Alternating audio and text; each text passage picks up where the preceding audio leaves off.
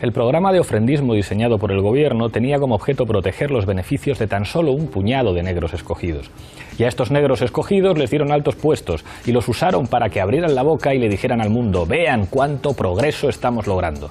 Se debería decir: vean cuánto progreso está logrando él, puesto que mientras estos negros escogidos estaban dándose a la buena vida, codeándose con los blancos, sentándose en Washington, D.C., las masas de gente negra de este país seguían viviendo en los tugurios y en los guetos. Las masas de gente negra de este país siguen desempleadas, siguen yendo a las peores escuelas y siguen recibiendo la peor educación. Esto lo decía Malcolm X 5 días antes de su asesinato. Y es que el problema del racismo no es solo una cuestión moral. La opresión racial es una decisión política de la que el sistema económico se beneficia. Bienvenidos a Fort Apache.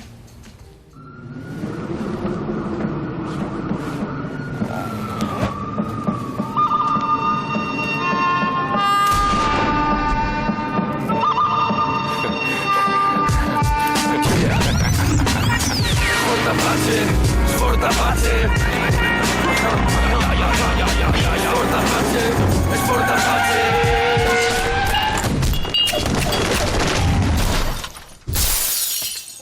Esta noche en Fort Apache hablamos de policías blancos que disparan sobre jóvenes negros. Hablamos de racismo en los Estados Unidos. Para eso contamos con 6 invitados. Nos acompaña Carlos Enrique Bayo, director de Público.es. Muchísimas gracias por estar aquí. Gracias por invitarme.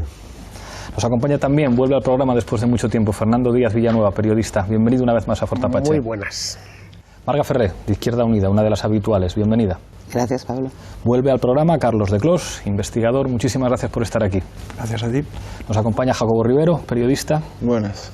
Y no podía faltar en este debate Abuy Enfubea, director de Uru Africa TV. Muchísimas gracias por estar aquí. Muy buenas, Pablo, gracias. Enseguida empezamos a discutir, pero antes, como siempre, en el punto de mira. El 9 de agosto, Michael Brown fue abatido a tiros por un oficial de la policía mientras se dirigía a casa de su abuelo en la ciudad de Ferguson, Missouri. Las protestas no tardaron en producirse y se mantuvieron durante más de 2 semanas a pesar del toque de queda y de la movilización de la Guardia Nacional. Los manifestantes demandaban el arresto inmediato del oficial que asesinó a Brown, que se acabe el racismo y el cese de la militarización de la policía. Ferguson es una ciudad dormitorio donde cerca de 1/4 parte de la población vive por debajo del nivel de pobreza federal. El 67% de su población es negra y acumula el 86% de las identificaciones que realiza la policía, el 92% de las búsquedas policiales y el 93% de los arrestos, lo que contrasta con su presencia institucional. El alcalde, el jefe de policía y 5 de sus 6 concejales son blancos, así como más del 90% de sus policías. Hoy en Fort Apache hablamos del asesinato de Michael Brown y del racismo institucional en Estados Unidos.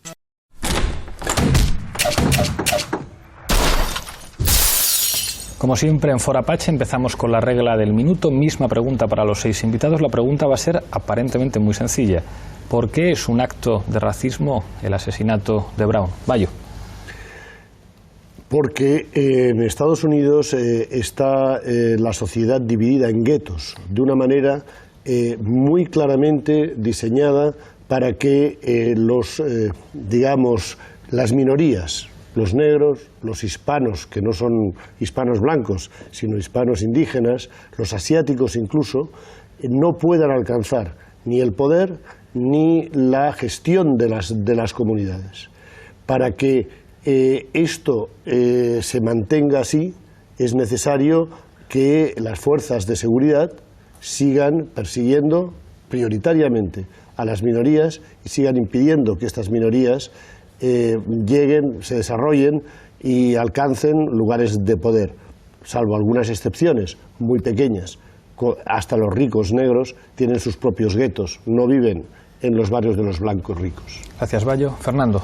Bueno, yo no creo que haya sido un asesinato racista, ha sido un asesinato pobrista en todo caso, o clasista. Es decir, el chico Brown lo hubiesen matado igual, de haber sido blanco, asiático, hispano. La cuestión era que en esos barrios pobres de los Estados Unidos la violencia está presente tanto de un lado como del otro. Y al final terminan las cosas así, es decir, que no veo racismo por ningún lado, es decir, que no le mataron por ser negro, por el mero hecho de ser o por el color de su piel. Marga. Yo creo que sí, lo que pasa es que tienes razón en una cosa, es que no es tan fácil, creo, ¿no? Es decir, en Estados Unidos, aquí todos creo que hemos estado allí, ¿no? Y lo hemos vivido, hay una cosa que se llama el color line, ¿no? La línea de color, ¿no? Que es una cosa más sutil que un racismo al que estamos acostumbrados en la historia de Europa, ¿no? Que basado en el nazismo, en una diferenciación tan clara, ¿no?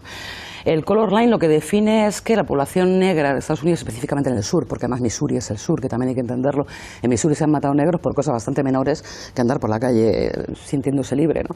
Sino que define una estratificación social de clase, define un absoluto desproporcionado nivel de desempleo entre la población de color, de cualquier tipo, define el acceso a la vivienda, el acceso a la educación, el acceso a la sanidad, en un lugar donde la segregación existe de facto, aunque no de manera legal. Entonces, en ese sentido yo creo que sí, nítidamente, de hecho la población negra lo entendió como un asesinato racista, ¿no?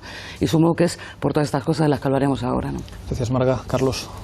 Bueno, yo creo que es obviamente un asesinato racista no solo por el hecho de que se inserta en una larga historia de asesinatos indebidos de la población negra en Estados Unidos, sino que la misma intervención de Darren Wilson con Michael Brown ocurre por una ofensa que es jaywalking, que es simplemente cruzar en una zona que no es peatonal. Esa fue la razón de la intervención, un policía que no tenía ningún conocimiento de otro tipo de crimen que haya podido cometer Michael Brown y bueno, esa razón de intervención le permite acabar disparándole 6 veces, ¿no? Por lo menos. Yo creo también que, por ejemplo, esa es una ofensa que si una persona blanca hubiera respondido escalando la situación, llamando la atención a la policía, no hubiera ocurrido lo que ocurrió.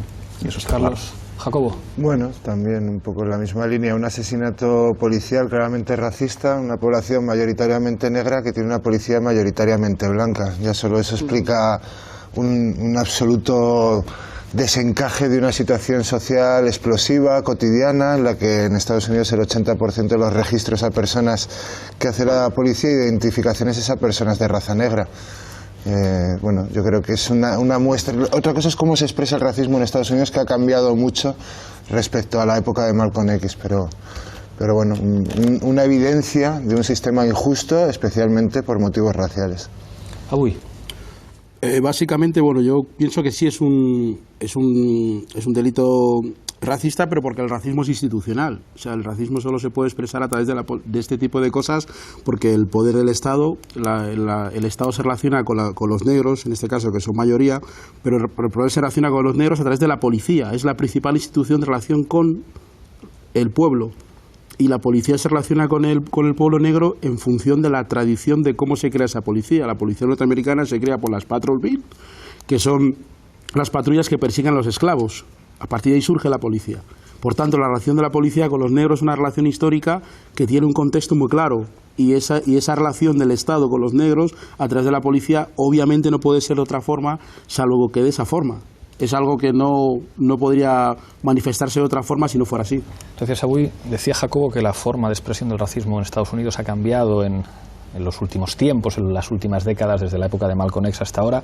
En los años 50 y 60 se constituyó, después de las protestas por derechos civiles, una comisión presidencial. Una de las conclusiones de esa comisión presidencial es la siguiente. Dice: nuestra nación está dividiéndose en 2 sociedades, una blanca y una negra, separadas y desiguales. A pesar de los éxitos históricos del movimiento pro derechos civiles, ¿esta afirmación seguiría siendo válida? Yo es que creo, en 2010 salió un libro muy interesante que se llama The New Jim Crow, de Michelle Alexander, que ha sido un exitazo en Estados Unidos, que habla sobre todo del sistema penal en Estados Unidos, cómo es uno de los grandes catalizadores de la injusticia, ¿no? Entonces creo que ya no es la raza la que justifica la discriminación, ¿no? De hecho hay un presidente negro que se llama Barack Hussein Obama, o sea que es alucinante, sino que es precisamente uno de los condicionantes es el sistema penal. Y ahí es donde está atrapada la población afroamericana. Solo el 80% de las personas registradas por la policía en el 2008 era blanca. Entonces está identificando permanentemente a la población negra. La gente está perdiendo ayudas sociales. Si un familiar tuyo se le encuentra con marihuana en Estados Unidos, puedes perder ayudas sociales toda la familia. Y eso está generando muchísimos créditos a bancos para pagar un sistema que se alimenta principalmente del menudeo de drogas y también de las multas de tráfico. Y es a la población afroamericana a la que se está identificando. Estados Unidos es el 5% de la población mundial y es el 25% de la población penal del mundo. Y en esas cárceles el 80% es afroamericanos y en casos como Luisiana creo que llega al 90 y algo por ciento, ¿no? Nueva Orleans, etcétera, etcétera. 1 de cada 4 ciudadanos del mundo que está en la cárcel está en una cárcel estadounidense. De Estados Unidos, sí, sí. Y ya termino, este sistema penal además mantiene la esclavitud, un poco relacionado con lo que dice Abui, o sea, incluso la industria armamentística de Estados Unidos se alimenta de trabajo gratuito de estas personas presas en Estados Unidos, o sea, que es que el negocio es completo, ¿no? Y este libro, que El color de la justicia, creo que lo va a sacar Capitán Swing dentro de poco, está siendo en Estados Unidos un fenómeno, precisamente al hilo de Ferguson, de la justificación de lo que está pasando, ¿no? Gracias, Jacobo. Marga. Recordaba un poco lo que habéis que el fenómeno de Angela Davis con los hermanos Soledad, ¿no? Con la denuncia de la situación de las cárceles en los años 60. Lo que yo quería decir, esto has empezado en el monólogo que antecedía al programa diciendo que el racismo es una decisión política de la que se aprovecha el sector económico. Yo no lo tengo tan claro. Y hay toda una teoría que está revisando afortunadamente la historia de la esclavitud en Estados Unidos que entiende, y yo comparto, que el capitalismo americano se sustenta en la esclavitud y se sustenta precisamente, por eso dura tanto y por eso ese racismo también es funcional al sistema, que hace que no solo el camino sangriento de la esclavitud de la población negra en Estados Unidos, sino además el sostenimiento de la segregación como sistema de clases es lo que sustenta el capitalismo americano y lo hace una superpotencia. Es decir, yo creo que es bueno, está bastante estudiado, pero está encima de la mesa este debate y a mí me gusta, ¿no? En la hora de decir, no es solo una decisión moral, como tú has dicho, no es solo una decisión política, tiene una base económica y por eso el sistema es de esclavitud en una población tan grande como la población penal. Y yo esto es algo que sí quisiera poner delante de la mesa. No es una cuestión de buenos o malos, es una cuestión de que el sistema económico en el que se basa en la economía de Estados Unidos y de hecho el resto del mundo está basado en una explotación salvaje y en el caso de la historia de Estados Unidos fundamentalmente basada en la opresión de una raza, en este caso la población negra, ¿no? Es una de las características fundamentales de todas las sociedades coloniales. Habría excepciones, el caso de Israel, donde, digamos, estarían encantados simplemente con exterminarles, es decir, no necesitan incluirles en la estructura productiva, pero en el resto de situaciones coloniales la raza o la etnia opera como un elemento de adscripción al proceso productivo, es decir, no ser blanco, que es fundamentalmente lo que define la raza. Pero podría ser otra cosa, podría ser no ser alto, podría ser, decir, da igual. No ser blanco, pero que es en realidad ser blanco es ser una, mujer, por es ejemplo, una decisión social. También tampoco ayuda. Claro, pero ser mujer y negra es peor que ser mujer y blanca. Negra ya no te cuento, y ser negra y comunista como Angela Davis ya era la leche. Tremendo. ¿No? Carlos, después Bayo, después Abui. Vale. Pues yo creo que sí que es cierto que básicamente la estructura de Estado y la estructura económica de Estados Unidos se inserta en un contexto cultural incluso en el que se basa básicamente en la idea de que la propiedad tiene valor por encima de la vida. O sea, todos los asesinatos que se están viendo en los últimos años y que están teniendo un impacto mediático ocurren en un contexto caracterizado por leyes como las de Stand Your Ground, ¿no? Stand Your Ground son unas leyes las que llevaron a matar a Trayvon Martin. Básicamente la idea siendo que si tú percibes que se está infringiendo en tu propiedad, y a veces se extiende más allá de tu propiedad, como fue el caso con George Zimmerman, que mató, el autoproclamado segurata que mató a Trayvon Martin, tienes derecho a quitarle la vida a una persona que está infringiendo en tu propiedad, ¿no? En Texas, de donde soy yo, pues directamente... Tú y Bush. Yo y Bush y otras 40 millones de personas, ¿no? Y muchos latinos. Pues en Texas precisamente tienes derecho a matar a alguien por intentar robarte en tu casa, ¿no? Entonces es un sistema donde la segunda enmienda misma te garantiza un derecho a tener armas por algo, ¿no? Eso sí, condicional en una organización de una milicia, que es una cosa que no se entiende muchas veces, ¿no?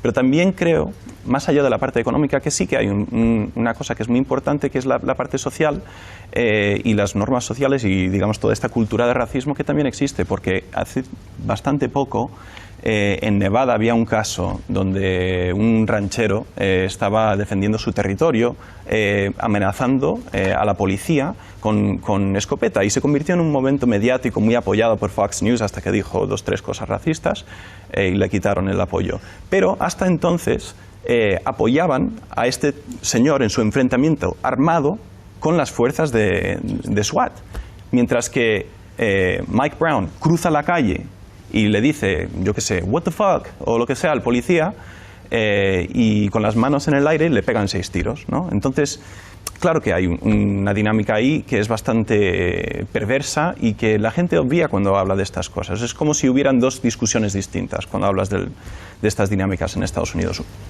Yo quería rebatir un poco esto de lo del pobrismo. Es decir, evidentemente sí, pero es que hay que pensar que los últimos datos que he encontrado son de 2009, pero son los que publica New York Times, o sea que no debe haber todavía actualizados. En estos momentos, el promedio de lo que llaman household wealth, o sea, lo que posee una familia blanca, es de $113.000. El promedio de lo que posee una familia negra es de 5.600. Estamos hablando de que de los blancos, del promedio blanco al promedio negro, pasas de 113.000 a 5.600. Evidentemente han conseguido crear una capa de la población como es la minoría negra, que está empobrecidísima, que solamente hay que verlos, hay que viajar por el sur, bueno, por South Carolina, por Tennessee, por Missouri, y ver cómo la población negra vive en condiciones africanas. Es que parece África como viven ellos, viven en barracas. Son africanos. Es que, pero no, viven en condiciones africanas dentro de los Estados Unidos, es que son africanos de América del Norte. Y luego hay otro fenómeno importantísimo, y es la impunidad que se le ha dado a la policía para tratar a la población de raza negra. Es que, ha habido casos incluso de que después de apalear salvajemente a un afroamericano, luego le han demandado por haberles manchado los uniformes con la sangre de él. Y esto lo han aceptado los tribunales. La jurisprudencia norteamericana prácticamente da impunidad absoluta a la policía blanca para hacer lo que quiera cuando detiene a un negro. Abuy, Marga y Fernando. Yo quería, al hilo de lo que acaba de decir el compañero, los negros en Estados Unidos, en Brasil, en Colombia, en Cuba, son africanos, por eso viven así, porque la concepción del Estado es que son africanos, al igual que los judíos en Nueva York viven como israelíes porque son israelíes en Estados Unidos. Hay que entender la realidad. Lo que vale para Israel tiene que valer también para Brasil, para Cuba, para otros lados, porque a veces uno ve como que hay como un discurso diferente. En Estados Unidos no es el país que más población negra carcelaria tiene. Brasil tiene más negros en las cárceles que Estados Unidos. Cuba tiene más negros en las cárceles que Estados Unidos. ¿En proporción quieres decir? En proporción y en número. Es decir, tú te vas a cualquier cárcel de... En número no hay forma, será en proporción. El número es imposible. Bueno, si tú te vas a cualquier cárcel de Brasil este verano, o te vas a Cuba, sin traer ninguna cuestión, y miras... Y si todos no son negros, o sonríen, se les ven los dientes, pero son negros, la mayoría. O te vas a Colombia, lo mismo. Y es la misma actitud que tiene Estados Unidos. La única diferencia es que aquí estamos hablando de un tema que es el que tiene que ver con la cuestión que se ha dicho ella, es la cuestión del capitalismo, que ella ha dicho, es decir, el capitalismo norteamericano, como el capitalismo brasileño, ¿en qué se sostienen? En un origen de esclavitud. La famosa acumulación primitiva.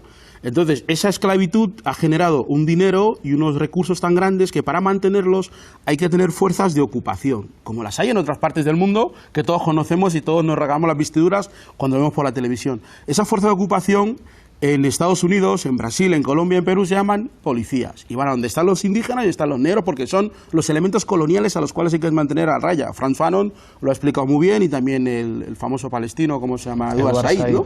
Lo tiene muy bien explicado. Y aquí mismo en Europa, tenemos situaciones similares. El colonialismo no es solamente una realidad política objetiva, es una realidad también epistemológica. La forma de entender cómo deben de ser las relaciones sociales es colonial. Y luego aplicarlas, por ejemplo, en el caso de Estados Unidos tengo aquí casos, mira, Rodney King, 92, Devon Dorson, 2007, Aaron King, 2006, Amadou Diallo, 98, que fue aquel inmigrante africano que la policía, después de pegarle, le metió un palo por el ano, aparte de la paliza que le metió. Michael Brown, 2014, en Ferguson, Trevor Martin, 2013, The Jena Six, que son un grupo de chavales que les pusieron un árbol del Ku Klux Klan en un colegio, y Eric Oliver, North Carolina, 2012, Lovell Nixon, Oakland, 2009. Y la diferencia entre lo que decía él es que Lovell Nixon es una señora que sufre un intento de violación por parte de unos chicos blancos, y se defiende en función de esa ley que tú has dicho, pero a ella le aplican al contrario. O sea, a ella no la dicen que tiene derecho a defender según la enmienda X, sino que, claro, como las fuerzas de ocupación colonial, como en Argelia o en cualquier otra parte del mundo, no pueden permitir que un argelino mate a un francés, porque entonces no habría la famosa película de, ¿cómo se llama? La batalla de Argel, de Vilo Pontecorvo. Marga. Yo creo que la historia de la lucha del movimiento negro en Estados Unidos, que es fascinante estudiarla, ¿no? Tiene un punto de inflexión en los años 60, cuando empieza realmente la igualdad de derechos civiles y el movimiento por derechos civiles, ¿no? Pero a mí me llamó la atención a la hora de estudiarlo, como en los años 80 con Bush y sobre todo con Bush padre, con Reagan, ¿no? Se le da la vuelta a tortilla hasta tal punto que el conservadurismo gira el Partido Demócrata también a la derecha y empiezan a relajarse toda la protección que existía sobre todo la necesidad de derechos civiles para las poblaciones minoritarias, ¿no? Y más ahora en la que hay un movimiento populista de extrema derecha en Estados Unidos como el Tea Party, que está fomentando el fenómeno de we are losing America, ¿no? Estamos perdiendo América, ¿no? Y frente a eso, esa histeria patriótica que hace que unas posiciones neofascistas sean legitimadas por una parte de la sociedad y por una parte de los medios, algo que no existía en los años 60, en los años 70, corregidme si me equivoco, ¿no? Y que creo que le pueden dar cierta, ¿cómo decir también? Por una parte, legitimidad a actos como el asesinato de este chico y también justifica la reacción contraria. Es decir, la gente de Ferguson sale a la calle no solo por el asesinato, sino porque la policía se niega a identificar quién dispara, lo cual es, en cualquier sociedad democrática sería una absoluta barbaridad, incluido en España. Quiero decir, o sea, no ese es el motivo, eso, porque ¿no? abandonan el cadáver en la calle durante por horas. supuesto, ¿no? Pero que quiero decirte que la idea de que una sociedad americana que en otro momento podía haber demandado ese derecho, hoy no lo demanda y tienes un montón de, insisto, posiciones neofascistas justificadas o legitimadas socialmente precisamente por ese giro conservador, ¿no? Fernando Jacobo y pasamos a Zapín. Bueno, yo creo que Estados Unidos no es un país racista, a los hechos me remito, no tiene leyes racistas, racista era la Alemania hitleriana o la Italia de Mussolini, países donde se consolida los criterios raciales en la ley, se positivan en la ley, ¿vale? Eso no es así, todo lo contrario, es decir, el presidente es negro, ¿no? Y hay negros, en fin, Condoleezza Rice era negra, y sigue siéndolo de hecho, pero era secretaria de Estado, o Powell, Colin Powell, en fin, que hay un montón de lo que llaman allí African Americans en la historia de los Estados Unidos de los últimos 50 años, está plagado, ¿no? Hay un montón de negros americanos que son... La historia está cuajada, la historia reciente. Está cuajada de nombres, no hablar ya de los deportistas, que lo copan prácticamente todo, y son los ídolos de los especialmente jugadores de baloncesto. Son los ídolos de blancos, de negros, de japoneses, de alemanes y de todas las comunidades nacionales que hay allí, ¿no? Bien, lo que es Estados Unidos es un país obsesionado con la raza.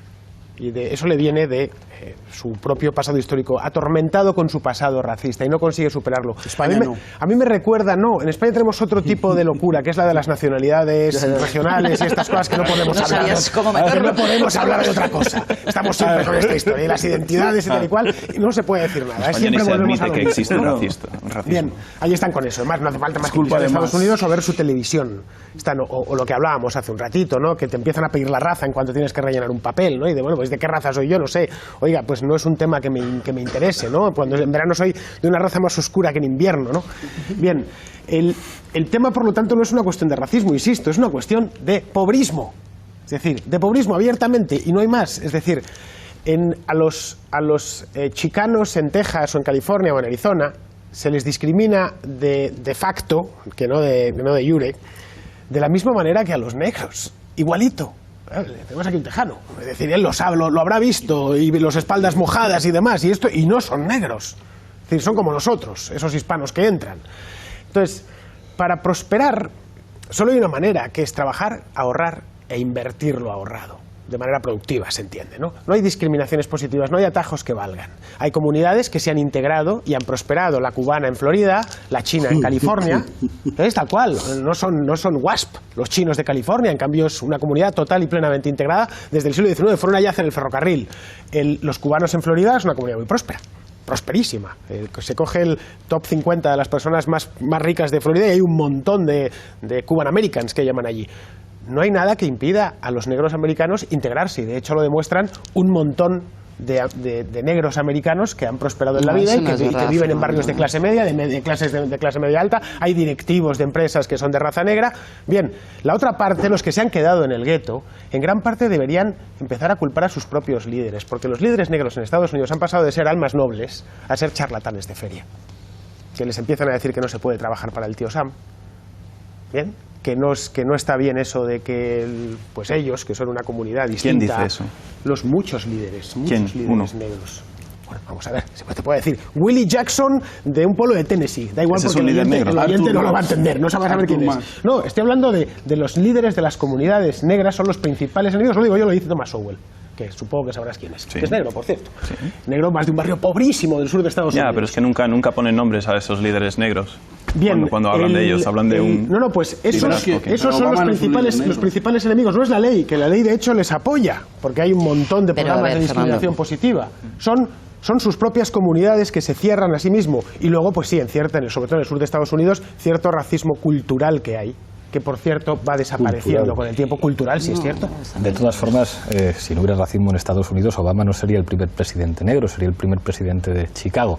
Pero en fin, Jacobo, y pasamos a mí a veces me resulta como que hay cierta perversión en los conceptos, ¿no? O sea, que pobrismo no es lo mismo que pobreza, ¿no? Porque de repente, a ver si vamos a hablar ahora de pobrismo, es pobreza, ¿no? Es pobreza.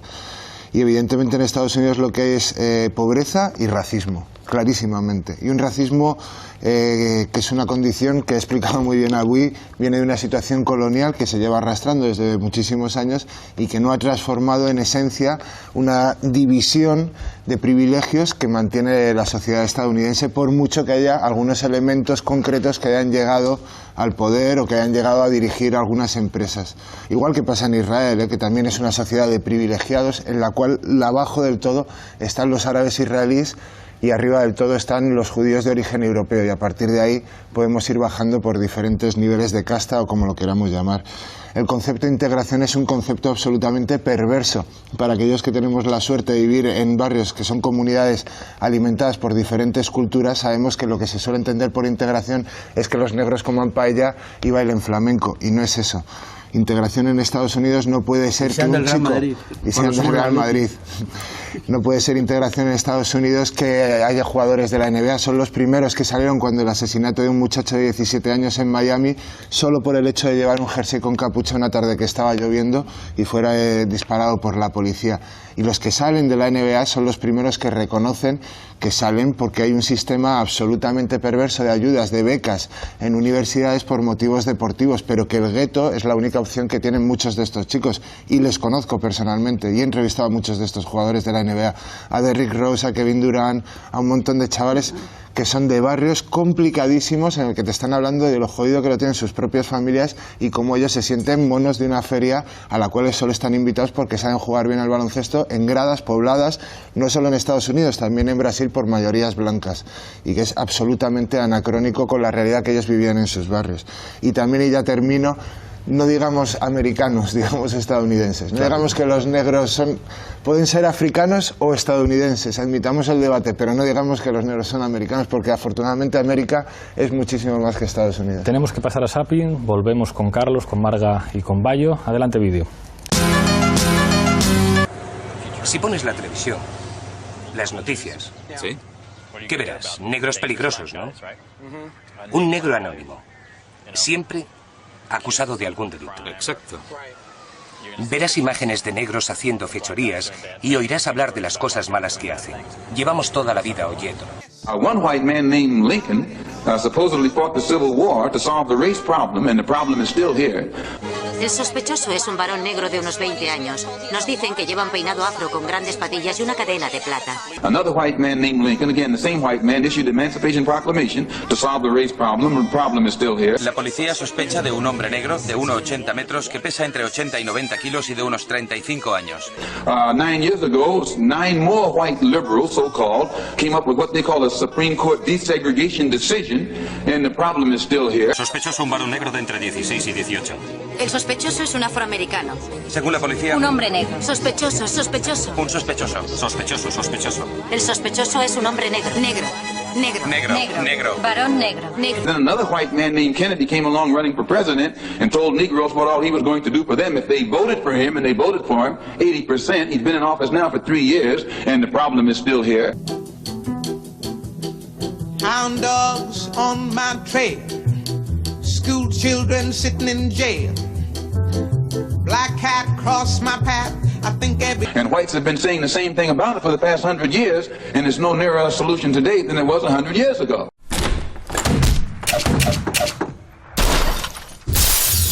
Carlos. Sí, yo quería decir que hay una cosa en la que sí estoy de acuerdo con Fernando y es esta idea de que, a ver, en general los estadounidenses son bastante poco racistas comparado con lo que verás en muchos países. Lo que pasa es que hay una estructura social que es la que es, ¿no? Y esa estructura social es un sistema de clases basado en una exclusión racista, con lo cual los efectos, digamos, sedimentados de esa exclusión son las que son y son racistas.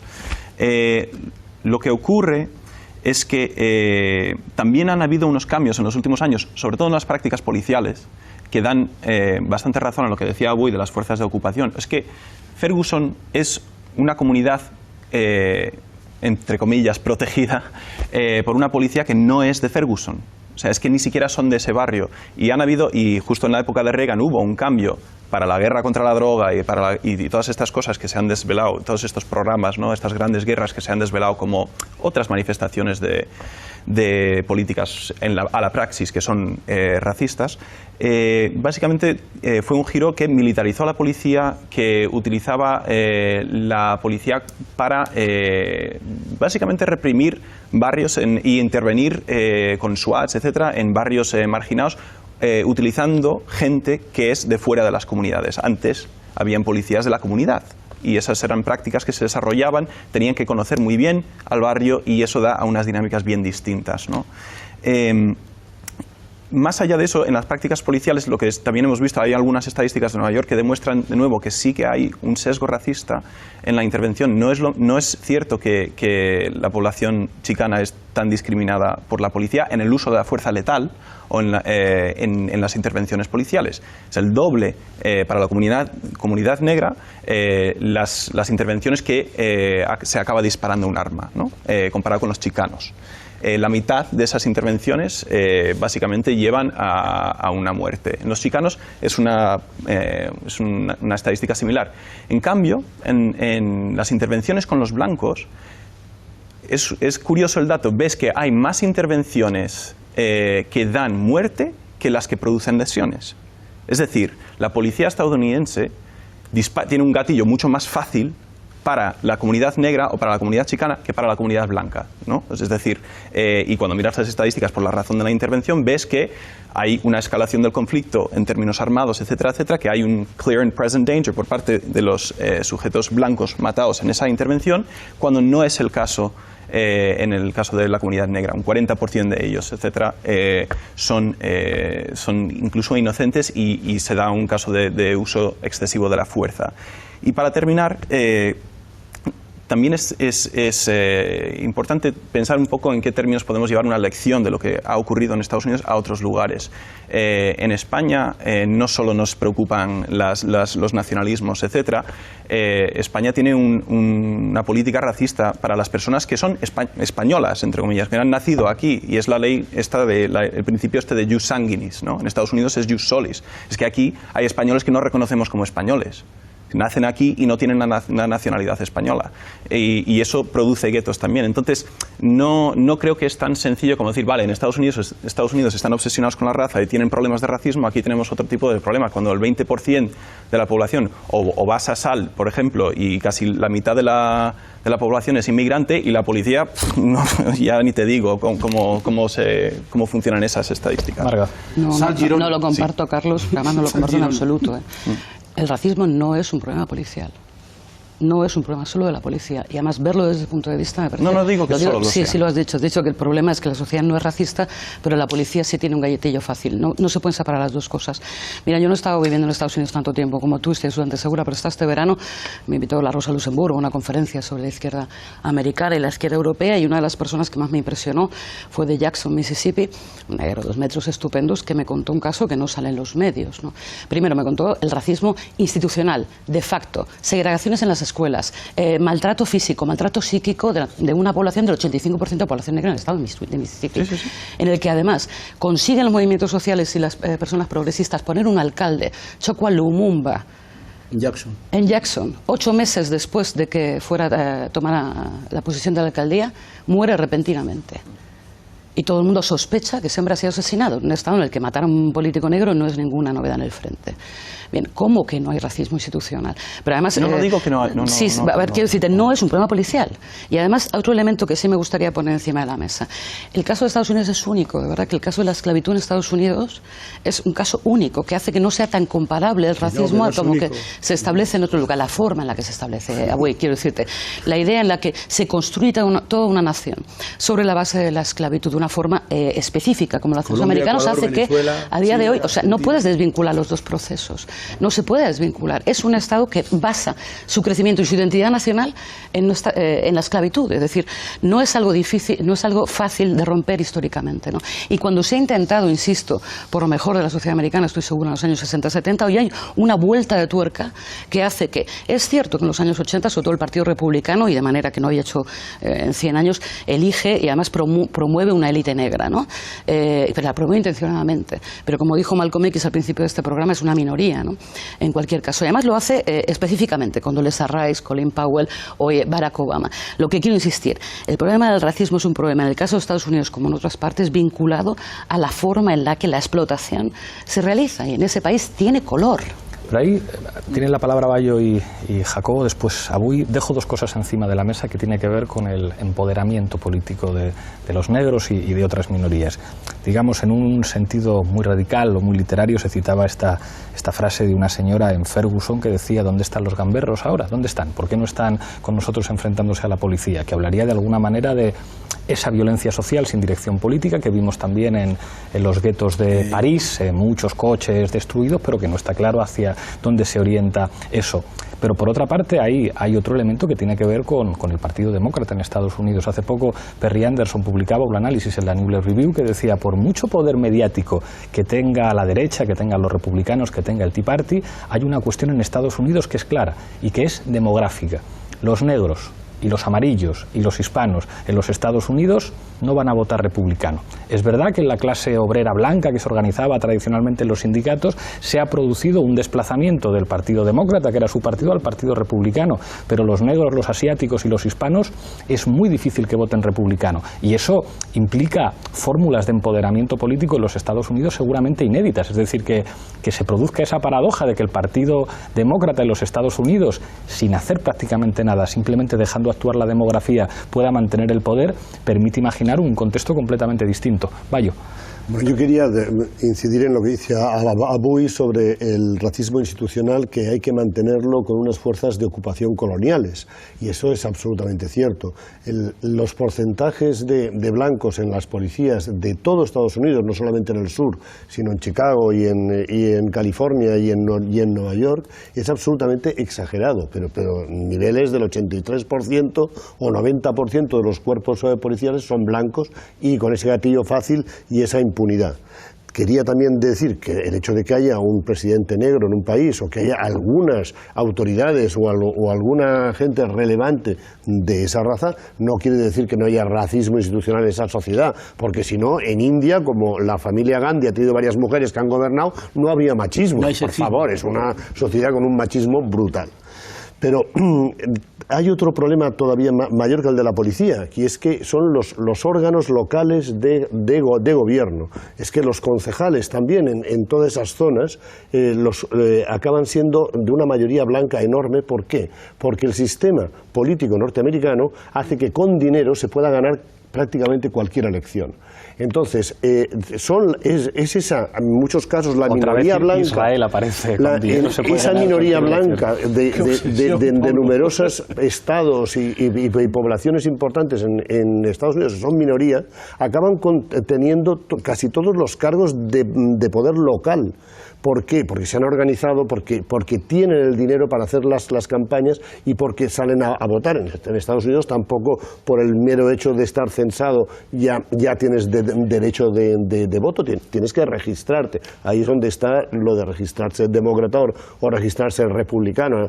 A pocos negros se les ocurre registrarse como votante republicano. Y finalmente, evidentemente, el pasado esclavista pesa muchísimo en todo el Bible Belt del sur de los Estados Unidos, es que están agitando las banderas de sudistas y con total libertad. Es decir, que eso refleja que la población blanca sigue defendiendo un pasado esclavista en muchísimos de aquellos lugares y consideran esa bandera como algo propio. Esa cultura, digamos, no la han abandonado para nada. Jacobo. Bueno, se han dicho muchas cosas, ¿no? Yo voy a intentar ser breve y resumir algunas de las cosas que me vienen a la cabeza. Cuando Carlos antes hablaba de identidad, o se ha hablado de identidad y el tema del racismo en Estados Unidos, es cierto que Estados Unidos es un país que tiene una sensibilidad antirracista muchísimo más fuerte que la mayoría de los países del resto del mundo. Se ha visto hace poco, antes que se hablaba de la NBA, un propietario de un equipo de baloncesto se le ha quitado la propiedad a él, a su dinero, a su propiedad, se le ha quitado por un comentario racista, como fue el caso de Los Ángeles Clippers. Luego hay elementos muy interesantes. El alcalde de Nueva York, de Blasio, está casado con una activista afroamericana que fue lesbiana, con un par de hijos que reivindican por sí solos con alrededor del pelo, etcétera, etcétera. Pero eso es suficiente, evidentemente no, como ha ocurrido con Obama. Yo creo que hay un libro extremadamente interesante del propio Obama antes de ser presidente de Estados Unidos, que es La audacia de la esperanza. En él empieza a hablar de su época como activista social en Chicago y cuál es su proyecto para gobernar el país. ¿Ha ocurrido ese proyecto? Pues no. ¿Quiénes están gobernando en Estados Unidos? ¿Gobierna Obama? ¿Va a gobernar la ciudad de Nueva York de Blasio? Pues parece que no, tampoco, ¿no? Parece que son las grandes empresas, una serie de mecanismos de exclusión del votante, etcétera, etcétera. Cuando yo estuve en Nueva Orleans muchas veces, después del Katrina, hay un barrio, precisamente West Bank se llama, en el distrito 9, que fue el más afectado, en el cual mucha gente, al verse atrapada, pero atrapada porque sí salían del barrio, disparaba contra ellos los Blackwater, Y es un juicio que se ha celebrado hace poco de 19 personas asesinadas intentando llegar a la ciudad porque eran considerados como vándalos y eran negros. O sea, puro racismo. Y una de estas chicas de este barrio decía, claro, antes del Katrina pensábamos que nos teníamos que matar entre nosotros y que aquí de construir comunidad, naranjas de la China. Cuando nos encerraron, cuando nos abandonaron, cuando nos quitaron todo, nos dimos cuenta que también hay unos blancos pobres, pocos pero los hay. Con lo cual hay un concepto de clase interesante y que la comunidad se tiene que construir de otra forma. Entonces sí que hay un empoderamiento, de algunas comunidades, como ha ocurrido ahora en Ferguson, que cambian el paradigma al tomar conciencia por una realidad cotidiana que les quiere mandar a las bandas, a... Pero es muy llamativo lo que dices a propósito de Obama, porque recuerdo que desde que fue presidente se le veía como una figura muy particular. Un presidente de los Estados Unidos con formación intelectual, que no es algo habitual en los presidentes de los Estados Unidos, que incluso sus aficiones estéticas eran llamativas. Era fan de la serie de Wire, llegó a decir que Omar era su personaje favorito y que tuvo que... Es decir, Obama es lo contrario a un estúpido, es decir, no es una figura como Reagan, que es una figura fascinante y que incluso como la política exterior norteamericana termina virando cuando Reagan ve una película sobre la catástrofe nuclear y entonces está como más cercano a Gorbachov respecto al desarme, pero no es un tipo preparado políticamente. Obama sí, y sin embargo, a pesar de la preparación política, a pesar de la conciencia de lo que hay, en el sistema político norteamericano hay un cerrojo que hace que gobierne quien gobierne, esté quien esté en el despacho Oval, esté quien esté en un ayuntamiento, el sistema está completamente blindado. El general Eric Holder es negro. Yo quiero más o menos introducir algunas respuestas a las preguntas que estamos haciendo, ¿no? Lo del fiscal general es algo inédito. Jamás en todas las revueltas que ha habido, las de Watts del 65, el presidente había mandado al fiscal general para un tema de negros. O sea, lo que ha hecho Obama es, para la gente de los blanquitos WAPs del Tea Party, es como ¡ah, el comunismo! ¡Ah! O sea, hay que verlo de la perspectiva, lo que no es. Pero hay que entender una cosa, en Estados Unidos, no solamente en Estados Unidos, en toda América, en marca, raza y clase es lo mismo. Si tú te vas a Santo Domingo y te dicen negro fino, significa que tu nariz es de blanco aunque seas negro. Y si en tu pasaporte pone trigueño, rubio claro, y eres tan negro como este ordenador. Eso es en Santo Domingo, Ecuador, Venezuela, Chile, Argentina. Estamos hablando de toda una región. No es algo, en Estados Unidos no es un paradigmático. En el momento en que tú te vayas, vamos a ver, el Parlamento de Cuba, ¿cuántos negros hay? El Parlamento de Brasil. Brasil, la señora Dilma acaba de promulgar una ley por la cual las personas negras que se movilicen en contra de la campaña que ella ha sacado, que se llama Juventud Viva, automáticamente se ponen en contra de la ley y pueden sufrir cualquier tipo de persecución, porque hay elecciones y en Brasil los blancos son minoría. No es USA, no es lo que vemos en la televisión, son minoría. Y para mantener esa minoría demográfica tienes que aplicar niveles altos de violencia y policía, tienes que crear Mossos de Escuadra, Erchaina, un montón de instituciones policiales para mantener a esas personas en un control político. En Irlanda del Norte estáis todos obsesionados con Israel. Vamos a citar otros casos. Podemos citar otros países que no son Israel. Sudáfrica en su día. No sé, cualquier otro sitio del mundo opera igual. Papúa Nueva Guinea, cuando fue invadido por Indonesia, opera igual. Si tú no tienes Lavapiés, que es nuestro barrio, ¿cuánta policía va a haber esta tarde a las 5 de la tarde en Lavapiés? Hay un montón de policía. Y las personas blancas sienten que están seguras porque los moros y los negros no les invaden y les quitan su país. Es el mismo mensaje. Y eso es España. Has hablado de Sal, Girona. Sí. Iros a Sal, a Girona, vais a ver. Los Mossos, Aliou Diop fue asesinado por los Mossos, el otro de Siré fue 28 tiros. Y ni siquiera hubo juicio. Ni siquiera salió en TV3, bueno, en fin. Es decir, esas cosas que pasan, no quiero decir que mal de muchos Consuelo de Guinea. Lo que estoy diciendo es que en España se emplea también un eufemismo que es el eufemismo surgió, según Platón, contra la blasfemia, ¿no?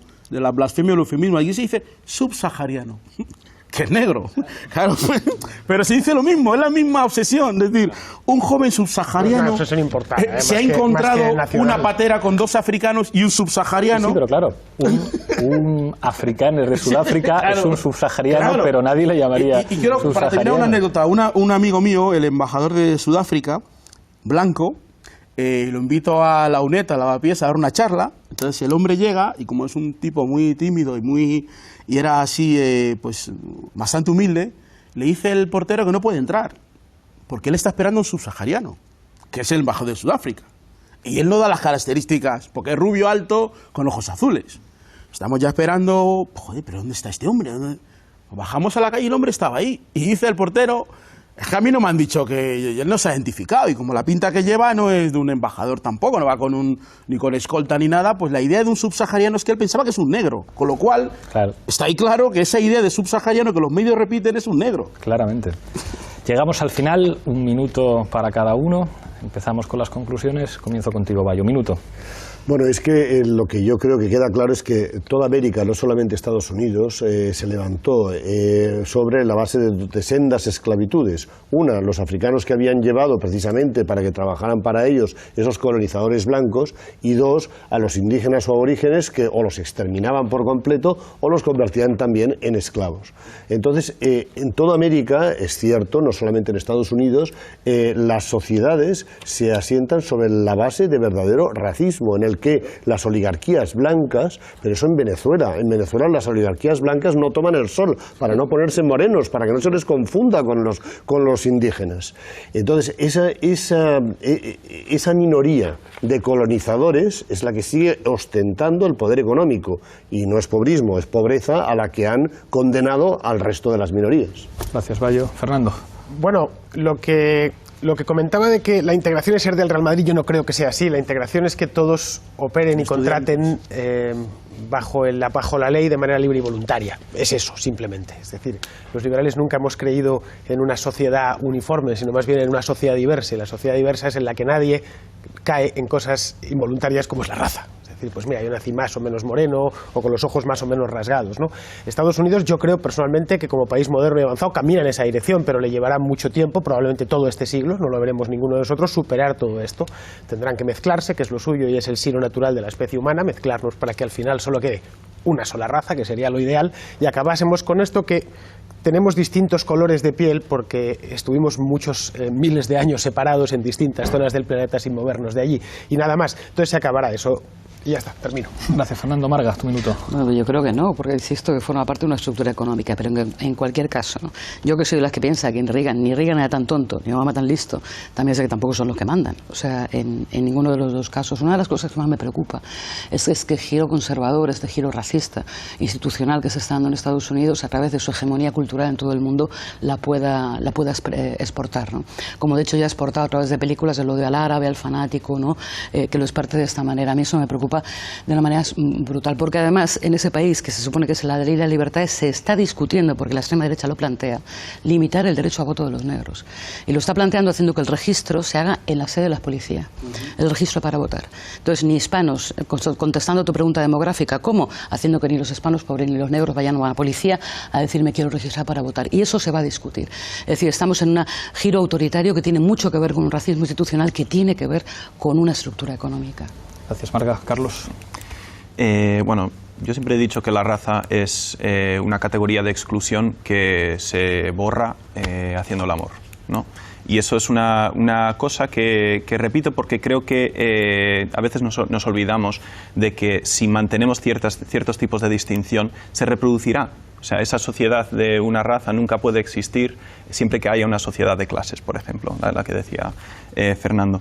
Respecto a los Estados Unidos, creo que se están dando algunos pasos que son acertados, como mandar a Eric Holder, precisamente. Eric Holder es el fiscal general de los Estados Unidos, un hombre negro que dijo hace varios años, pero como fiscal general, que los Estados Unidos es una nación de cobardes por evitar el tema de la raza. O sea, imagínate lo radical que es eso, y que va a garantizar, dice que quiere garantizar una investigación independiente de lo sucedido. A ver si ocurre, ojalá ocurra y ojalá podamos usar la oportunidad para mejorar en muchos sitios más allá de Estados Unidos. Gracias, Carlos. Jacobo.